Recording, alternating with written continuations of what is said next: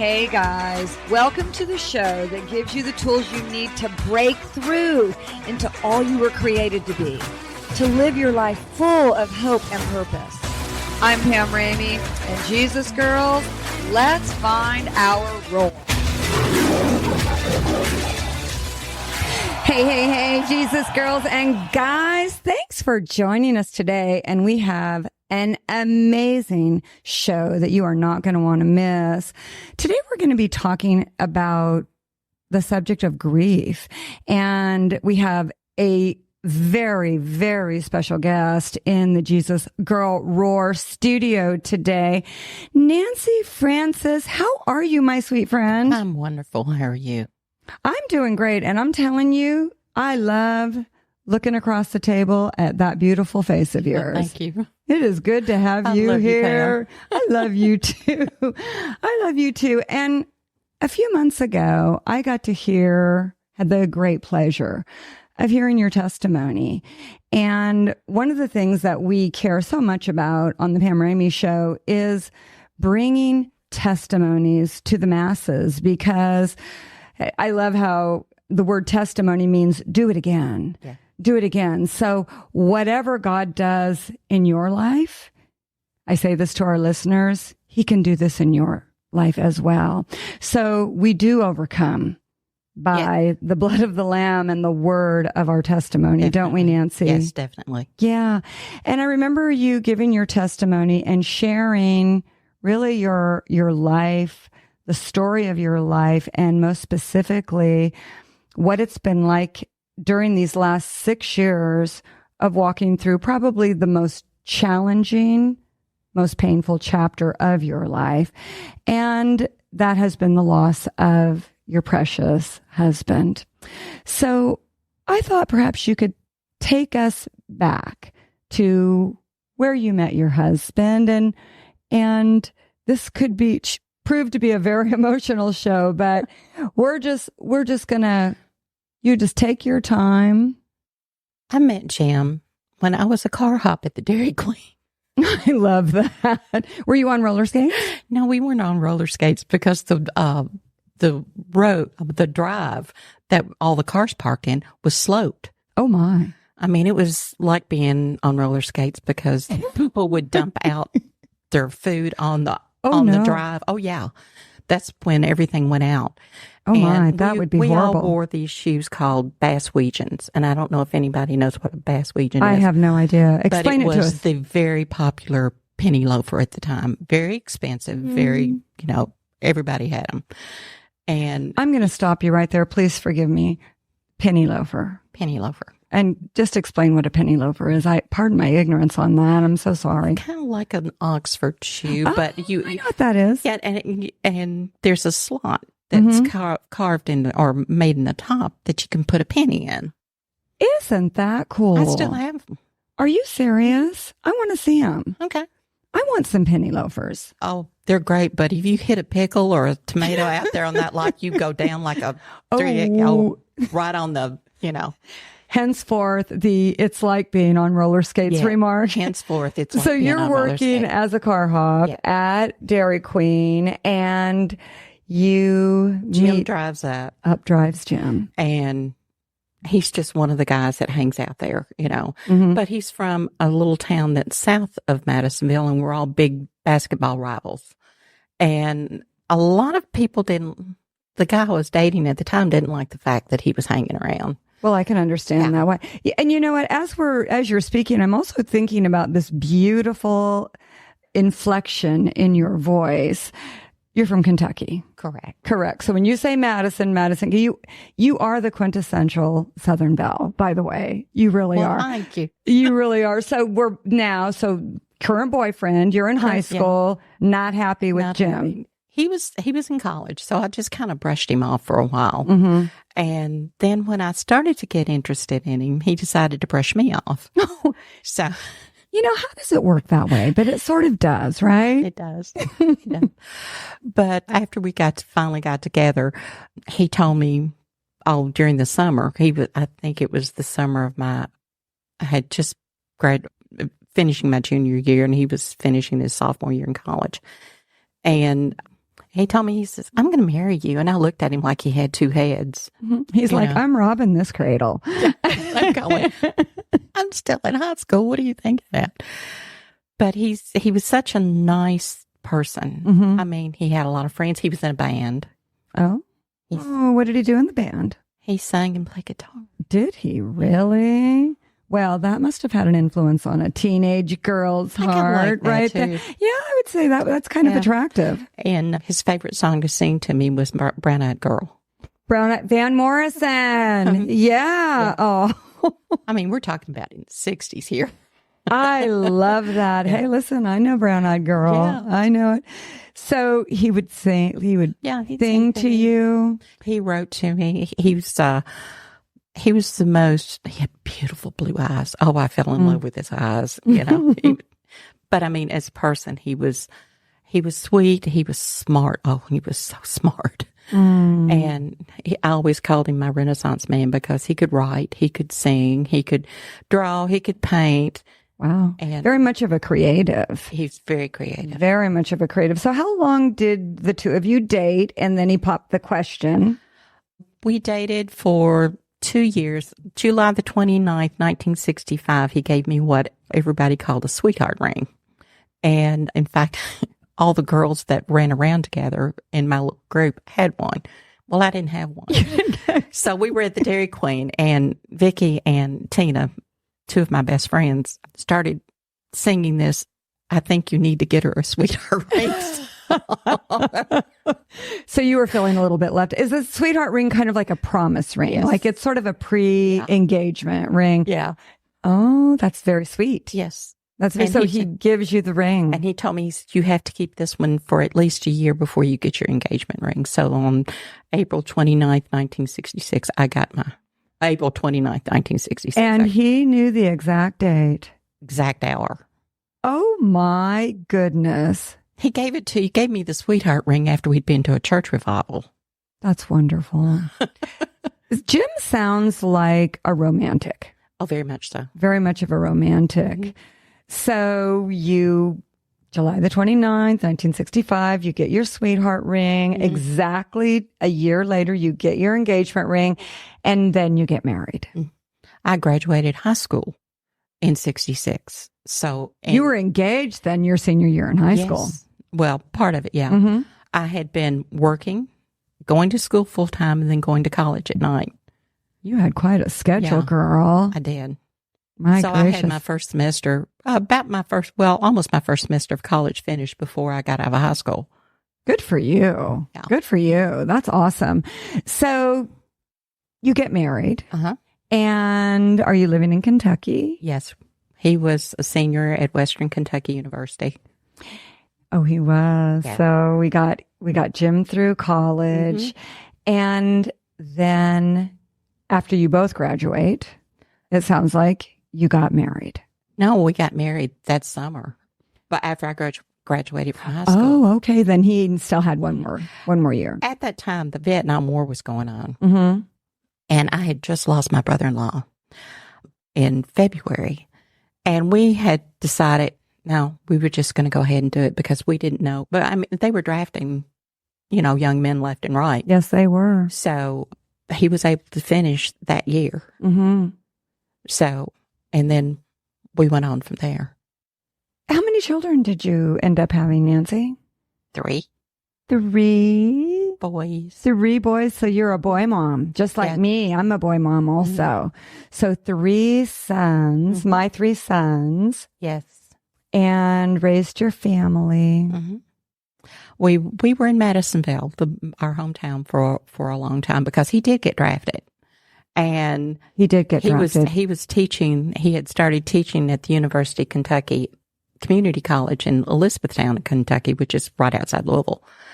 And he was drafted from there. So, what do? You pack up and go home to mom. So that's what we did. That's the reason we were back in Madisonville.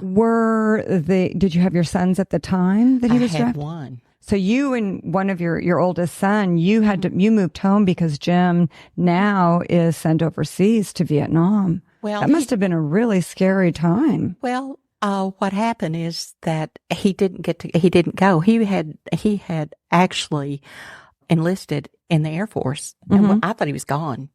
I took him to the plane and he left for an Air Force base in Ohio. And I thought, no, he's gone. And so he called me about 5 days later and said, I failed the test. He said, I failed the physical.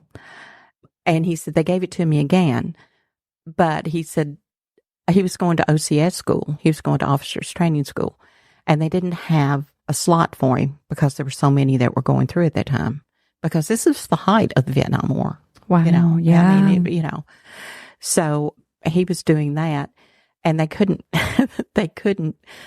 get him into the school. So they said, we'll send you to Thule, Greenland for 18 months until you can get in school, or you can go back through the draft. And he goes, I've got a little one at home. I'm going back through the draft. I'm just going to take my chances. And so we did. What an option that they even, I mean, what a shock that they would give him that option. So he came home here, and I'm sure you are elated, shocked. And they kept on drafting him and sending him back. We didn't know at the time, he had a blood pressure issue, and it was because he had an aneurysm, and we didn't know it. My goodness. And in 2001, that aneurysm decided to split. So it split from heart level down past his kidneys. And he almost died then. So he was a walking testament for almost 18 years. My goodness. Because of it, because he wasn't supposed to be here. And God healed him. Yes. God healed that aneurysm and the split in that aneurysm. That is such a miracle. Oh, yeah. And you had 18 more years. We did. So, and we had only been down here for 3 or 4 years, something. And so when you say now you're in Atlanta.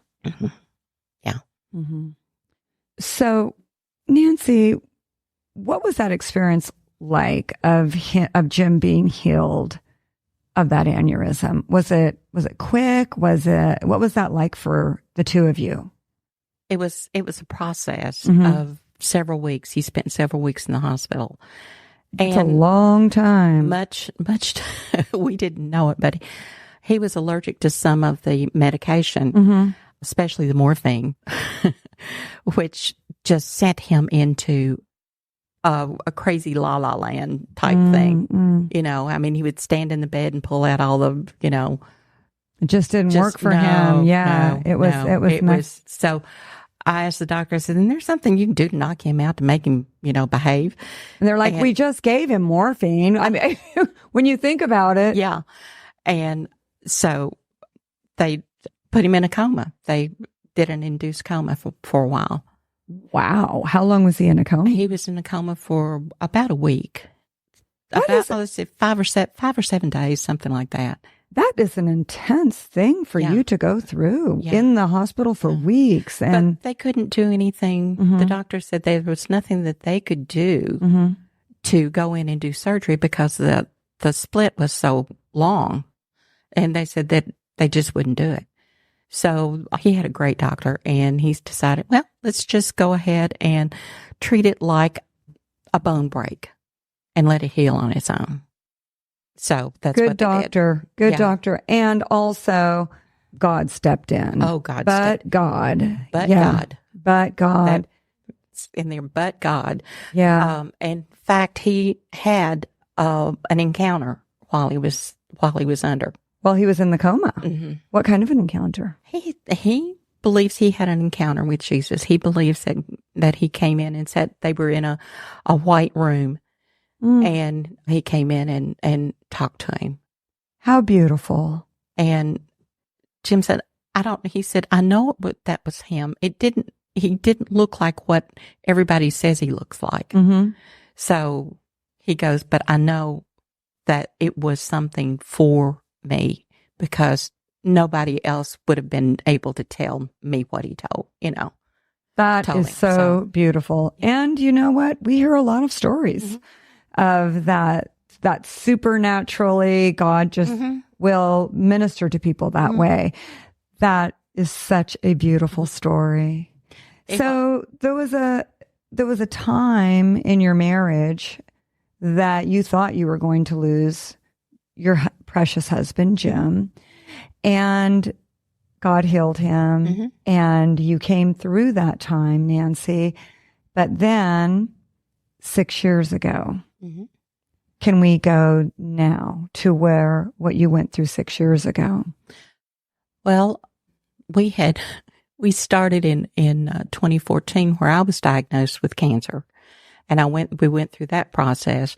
Then we decided we would move over here to Woodstock because one of our children, our son, was here. So we did that. We got our house on the market and all that. Moved in here. 10 days later, I had thyroid surgery where it took out my thyroid, and as soon as that happened, Jim was diagnosed with multiple myeloma, and that is intense. 2014, December 2014 till June of 2018, it was like just clicking off, just one thing right after the other. And you were in the wilderness. Oh yeah, you were in the wilderness. What was that like, Nancy?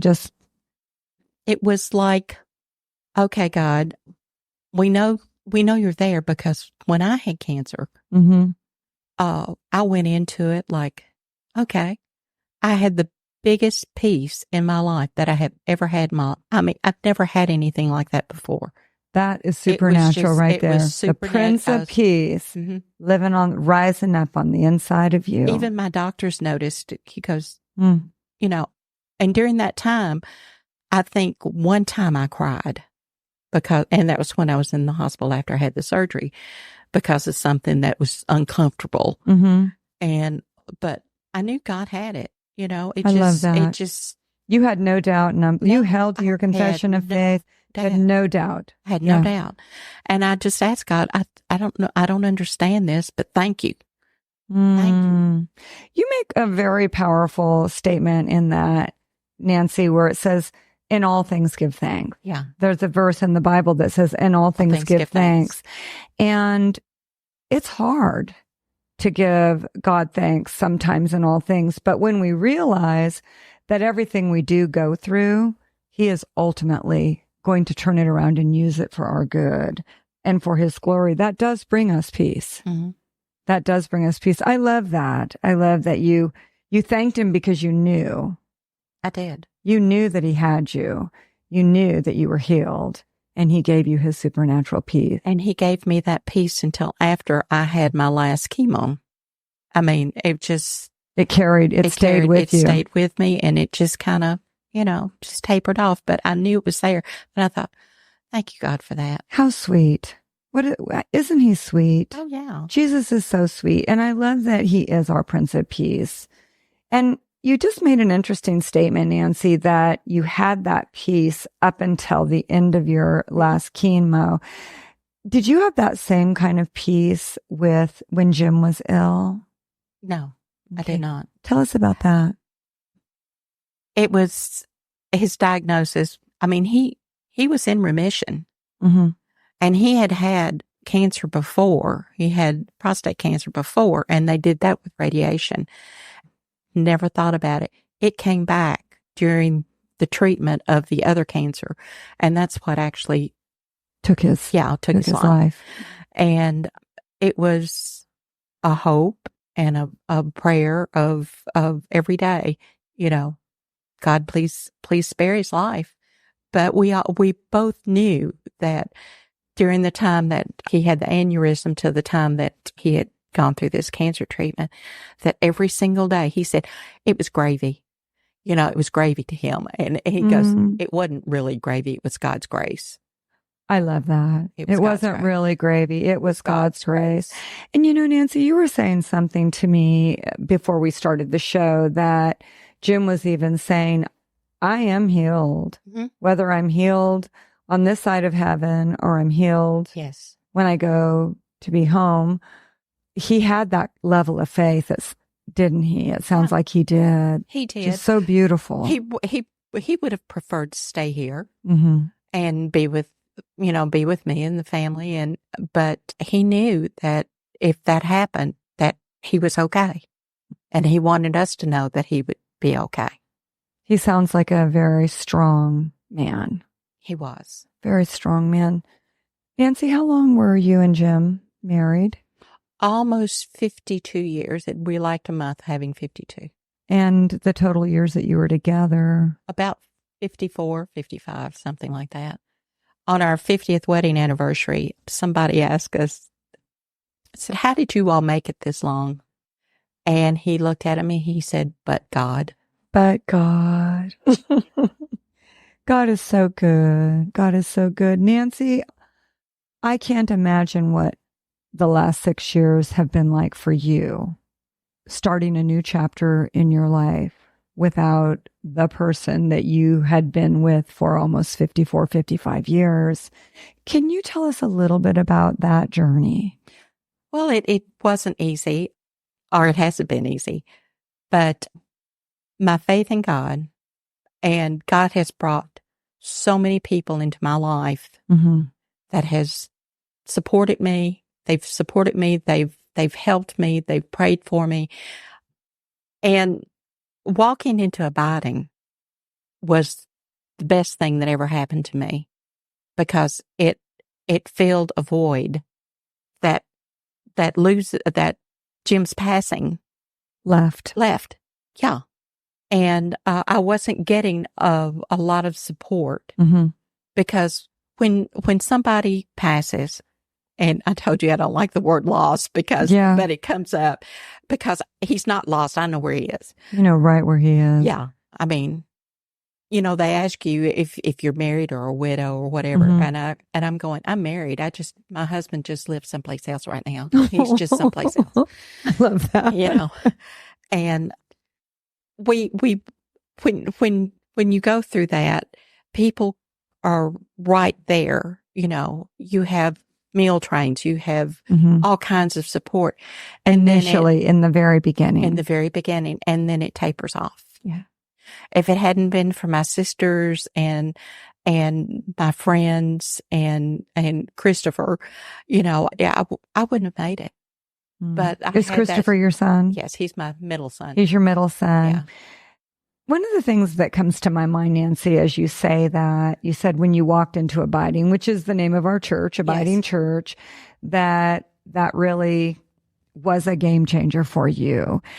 And I want you to speak into this, because I know that a lot of times when we walk into a place of grief, and grief, whether it is something very, very traumatic, like the loss of a spouse or whatever the grief might be, I'm sure you felt like isolating. Oh, yeah. I'm sure you felt like not being around anybody a lot of the time, but you made yourself go and find community. Can you speak into the importance of that? We were involved with another church. We had his memorial service there. Everybody was great. But it got to the point where, and even when sometimes you lose a job, people don't want to be around you. They don't know what to say, or they don't know how to act around you, or they think that you want something from them. So it's kind of like that. And you feel isolated. And if here you've been around all these people that are couples, you've gone out with them, and now you're a fifth wheel. It's different. It is different. And going back into that church again, knowing that that's where his memorial service was hard. It was very hard. I can understand that. So I kept on seeing this sign, and I just lived just a couple of blocks away. And I kept on seeing the sign, and I thought, I'm just going to go. So, I just got up on Sunday morning and walked in and thinking, oh, I'm not going to, I'm doing this by myself. There I saw two people that I knew. Well, actually four of them. Really? 4 people. Yeah, the McCormicks and Brewers I knew, which made it great. It just took that weight off. Yes, it did. Of going in and being alone. So from there on, I've gotten involved in now women's ministry. You're very involved in our women's ministry. And help teach a Bible study, a community group. And that's what's kept me going. It actually has really saved my life. I did go back to work too, which took up a lot of time and gave me the ability of making a little extra money, plus being able to fill in the time. Because I've worked since I don't know how long, and I work for some great people, but that has helped. So the healing is keeping yourself busy. Yes. Praying, having people that support you and know basically what you've been through, and people that just love you for who you are. Love you for who you are, and that loves you back to life, doesn't it? Yes. That really loves you back to life. And boy, we need each other, Nancy, don't we? Oh, definitely. We definitely do. I don't think people can go through grief and come out on the other side unscathed or stronger without God. You can't. I don't think so. Well, I don't think so. That's Yeah. my personal opinion. Yeah. But grief has a tendency to either make you or break you. And you can let it break you until you're just a puddle. And it's a process. Nobody goes through grief the same way. Right. So me going up and saying, oh, get over it. That's a no-no. You don't. You can't say that to somebody because it may not be the spot they're in. Everybody has a certain healing process, and that process can be slow or it can be fast. I mean, God can bring somebody into your life again that you end up being married again. Right. And I haven't done that because I haven't let. It's hard. I told a friend of mine this because she's in the same boat I'm in. And we had two wonderful, wonderful men. And I said, God's going to have to come and say, okay, here he is. He would have some very, very big shoes to fill. Yes. Yeah. I love what you just said. And I think it's very profound and something that is worth repeating. And that is that everybody goes through grief differently. And to come up and say to somebody, hey, it's been this long, it's time to get over it, or it's time to move on, or whatever.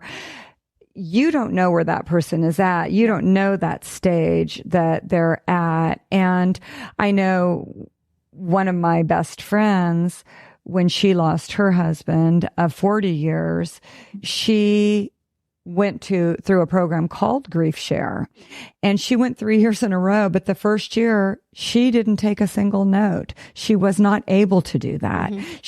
She was in so much pain. But by the second year, she just watched the videos. But by the second year, she was able to start to take notes and form friendships that to this day are some of her closest friendships. Yeah. I went to a counselor.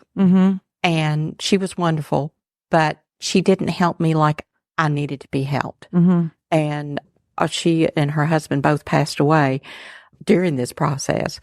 And so I met Lorraine, and she helped me more. Now she's not just my confidant, but she's my dear friend. She's my dear friend. She's my sister in Christ. Yeah, she's a good friend. She's a good friend. Nancy, before we wrap up today's show, could you give our listeners who are walking through just the mire, the pain, the heartache of grief, could you just, in a few words, give some of your advice based on how you've had to chase after your own healing? What are some words of advice that you could give? Well, life is a series of paths, and unfortunately, we all have to walk down this path one time or the other. I mean, if it's a parent, a child, or spouse, or good friend, you have to go through this grief and grieving process. Sometimes it's quicker for others than some, but it's our path in life. And God sometimes has other plans for us. And it's how we decide to use those turns, the potholes and the bumps in the road that are in our path, and how we come out of it. Yeah. We can treat it like I'm just going to hit this pothole and just go as deep as I can, I'm and done. it break you. Yeah. Yeah. Or you can let God lead you through those. It's like walking through the valley of the shadow of death. I was just saying it's Psalms 23, even. And it's not, the psalmist doesn't even say, if I walk through the valley of the shadow. If he says, even though I walk through the valley of the shadow of death. And people leave out that through. I love that, Nancy. Good word. It's through. It's going to get you through it. You've gone through this and you get to the other side. Yeah. And that's where you begin to heal. Like I said, it's a process. And there are days that, something will come on the radio or somebody will say something or I'll see Jim's handwriting or something like that and I'll tear up. Yeah. I'm a crier. So it's not that I'm grieving so much because he's gone. I know where he is. I saw him with Jesus. I had a slight vision, just a minute flash. I love that. That he was, they were walking across this hillside and together. And I know Jim was asking him 5,280 questions, so that's how I take it. I still miss him. I miss him every day. You miss him. Oh, yeah. You miss him every day. Yeah. It's hard to go through life with somebody that you're attached to the hip. And marriage to us was that God said you're one flesh, and we took that very seriously. And people even laughed at us because we took the garbage out together. So, you were one flesh when it came to taking that garbage out together. Yeah. We did everything together. Yeah, that's exactly how my parents were. They did absolutely everything together, and I thought it was wonderful. Nancy, that was a really good word that you gave to our listeners, because there are potholes. There are going to be cracks in the road. There are going to be opportunities for us to fall down and not be able to get back up. And we've got to make a choice to get back up, don't we? Yes. We've got to make a choice to pursue and go after our healing, because nobody's going to do that for us, right? It has to be you and God. Yeah. You're not going to get to where you need to be unless you've got somebody there leading you. And the Holy Spirit does that. Yes, he does. And he's our teacher. He's our counselor. Yeah. And that'll get you through. And like I said, there's going to be things that are thrown at you and that you would normally do, decisions being made or things in the family that you really need that other person, but God gets you through. God will get you through. Because he'll put people in your life to get you to the point of being blessed again. I love that word. And also, he says, I am your husband. Yes, he does. He is your husband. Yes. And he is that for all of us. He is our bridegroom redeemer. That's right. He most certainly is. And I'm sure you lean into that as well. Nancy, it has been such a joy to have you here. Thank you. I've loved it. Thank you for being so vulnerable with your story and sharing your story with us and sharing your heart with us, sharing your wisdom, great wisdom with us. We are so grateful for that. And I just want to say to our listeners right now, if you are walking through grief, just like Nancy Francis just said, it can make you or it can break you. Right, Nancy? Correct. And with God, all things are possible, even if they do not seem possible. He says, greater is he living on the inside of you than he who is in the world. And he will get you through, like you were saying, Nancy, yea, though I go through the valley of the shadow of death, he will get you through to the other side. But you also have to make that choice to pursue your healing, to connect with other people, right, Nancy? Correct. Those things were very, very important. And you had to be intentional about that. It's all about trusting God and his promises to us. Trusting God and his promises. Yes, which are yes and amen. Yes and amen. That's right. And he says that I have made you more than a conqueror. I have made you an overcomer. And we have to say, yes, I am those things. Yeah. We have to give our amen to those promises. That's correct. Yeah. Good word, Nancy. Thank you so much for being here. It has been such a joy, such a joy. And to our listeners, thank you for being here. I hope this show has encouraged you. If you are walking through grief, just know that Jesus is your Prince of Peace, and he is very near to the crushed in spirit and the brokenhearted. And if you are feeling crushed in spirit today and your heart is broken, know that Jesus is there for you. Also, we just wanted to let you know that we are a self-funded podcast. If you would like to partner with us, and we're going to drop this information in the bio section, JesusGirlRoar.com, and you can just smash that donate button if God leads you to do that. We thank you for your prayers. We are praying for you. And as you go through your day to day, most importantly, remember this: Jesus is crazy in love with you.